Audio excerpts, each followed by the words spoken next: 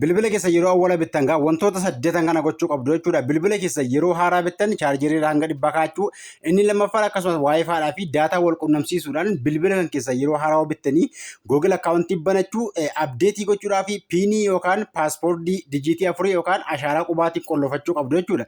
Kanaafuu kana namni martinuu bilbila fayyadamu hundinuu itti fayyadamu. Inni awwala isin gochuu qabdan bilbila keessan haaraa yoo bittan chaarjerii eega keessanii kaatanii bilbila kan keessan ashaaraa yookaan paatarnii aan qollofachuu yookaan immoo piinii jechuudha. Lakkoofsa mistiraa namni biraa akka bilbila keessan baneen seenne isin malee lakkoofsa dijiitii 4 yookaan piinii yookaan immoo ashaaraa qubaatiin qollofachuu qabdu jechuudha. Inni kabraa lammaffaa isin gochuu qabdanuu Google account banachuudha. Bilbila yeroo haaraa bittan Google account bantanii itti fayyadamu jechuudha. Kabraa ammallee Google kana eega bantanii yoo irra jiraate bilbila irraa kaafnee ashaaraa keenya irra kaawwannaa, akkasuma bilbila yeroo haaraa binne haala kamiin akka piinii qollofachuu yookaan ashaaraa yookaan paatarnii qollofachuu dandeessan isin barsiisaa jechuudha viidiyoo kana keessatti. Hanga isin agarsiisaa namoonni chaanaalii YouTube kanaatiif haarawaa taatan subscribe keetu kaatuqudhaan ol keetu gubbaa kaa'uu hin dagatinaa isin jedha. Namoonni haarawaa taatan viidiyoo bakkeedha kaawwachuudhaan viidiyoolee barnootaa waa'ee telegiraamaa, waa'ee Google akkaawuntii, waa'ee feesbuukii bilbila keessanii waa wal qabate viidiyoo baay'ee dalageen jira. Ajjala garaarraa baradhaasini jira. Akkasumas viidiyoo kana yeroo dhaggeeffattan laayikii tuquun na gargaara. Laayikii si'ata ka tuquu hin dagatina. Laayikii tuquun akkasuma ana baay'ee na jajjabeessa. Isinirraa waan akka sirraa hir'isu laayikii tuquudhaan yoo danda'ame karaa telegiraamii fi karaa feesbuuk peejii akkasuma guruppii adda addaatti sheer naa godhaa viidiyoo kana akka namoota hedduu bira ga'uu fi viidiyoo bilbila keessan haala kamiin akka piinii yookaan immoo ashaaraan qollofanna ashaaraan biraa yeroo jiraate irraa kaasuudhaan isa jennu waliin ilaalla. Bilbila keessarraa siitiin gara seenu'aan awwala piinii akka isitti godhatan yookaan lakkoofsaan qollofattu siitiin gara geessentanii ol xaa'uudhaan luuk iskiriin bakkeedha kana irra gattuqxu yeroo takkaaf. Luuk iskiriinii kana eega tuqxanii haala kanaaf fidee isinii baasaa jechuudha. Asirratti yeroo isinii baasu asirratti awwalatti asirratti iskiriin luuk baayomeetiri bakkeedha kana gattuquudhaan keessanii seentu. Asirratti yoo dhiqata piiniin jiraate piinii isin gaafatu piiniin qabaanni qayitaa isin galchaa jechuudha. Yoo dhiqata qollofattanii raattan kan inni isin gaafatu namoonni qollofattanii jirtanuma. Namoonni qollofatin immoo yoo piinii hin qabaanne yookaan paatarnii yookaan piinii yookaan ashaaraan qabaanne haala kanaa isin naqaa jechuudha as keessa. Yeroo inni fidee as keessa isin naqee asirratti maal gochuu qabdu? Fakkeenyaaf awwala yoo dhiqata ashaaraan nama biraa jiraate irraa balleessuu haala kamiin akka dandeessan yookaan ashaaraan nama biraa irra jiraachuu dhiisuu haala kamiin ganjallaa kanatti fingarpiriint bakkee dhuguun raayitii ta'ee ta'a jechuudha. Yoo ashaaraan nama biraa irra jiraate yoo kan nama biraa irra jiraate ganjallaa kanatti mallattoon kana taa'ee kaa'aa jechuudha. Yoo irra hin jirre immoo haala kanaas ni bana. Yoo kan nama biraa jiraate fingarpiriint waan jedhee baasa gubbaarratti. Kun yoo ashaaraan nama biraa bilbila keessan qollofee jiraate asirratti waan jedhee baasa. Yoo hin jirre immoo haala kanaan hin baasu jechuudha. Kanaafuu yoo hin jirre irra kaawwachuudhaaf bakka ashaaraa kana yoo jiraate haala kamirra tuqxu irra tuquudhaan yoo kan nama biraa jiraate riimuuvii gubbaa jiru kanaan balleessitu jechuudha. Ashaaraan nama biraa yoo dhiqata bilbila keessan qollofee jiraate irraa balleessuu qabdu bakka riimuuf kana jettanii riimuuf keetti gochuudhaan jechuudha. Kun yoo dhiqata ashaaraan nama biraa bilbila keessan qollofee jiraate akka isin irraa balleessitan.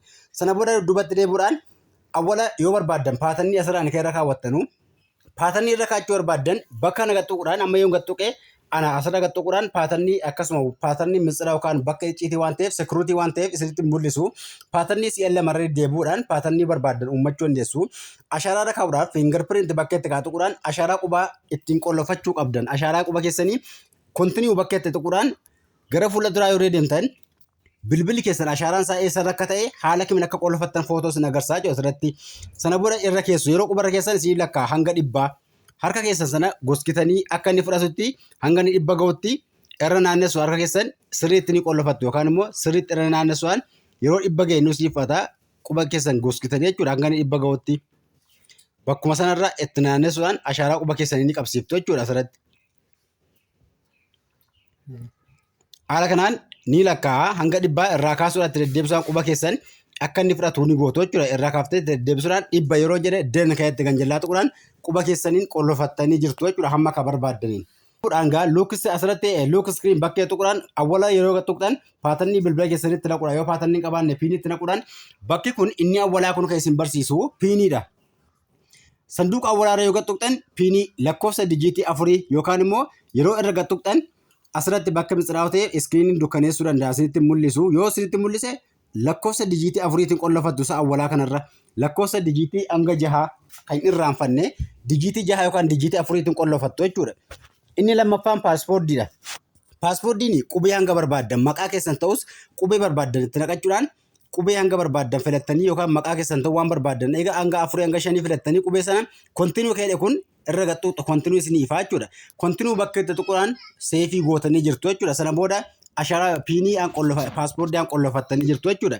Inni kun paatarniidha. Paatarnii bilbila keessanii yeroo lama irra deebisanii itti naqxu paatarnii ittiin qollofachuu barbaadan sana si'a lama irra deebisanii itti naqxu jechuudha. Paatarnii sana booda isinii fudhata jechuudha.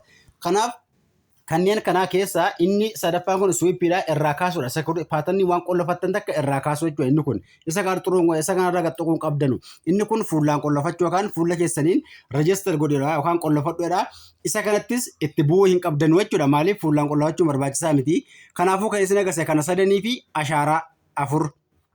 Kanneen arfan kana bilbila keessaniin qollofachuu qabdu jechuudha. Yeroo awwala bilbila bittan namarraa ta'ee magaalaarraa ta'ee yeroo awwala bilbila bittanii kan isin gochuu qabdan chaarjeen gadi baay'ee fudhatee inni isin gochuu qabdan bilbila keessan ashaaraa yookaan piinii qollofachuu. Sana booda Google akkaawuntii banachuu.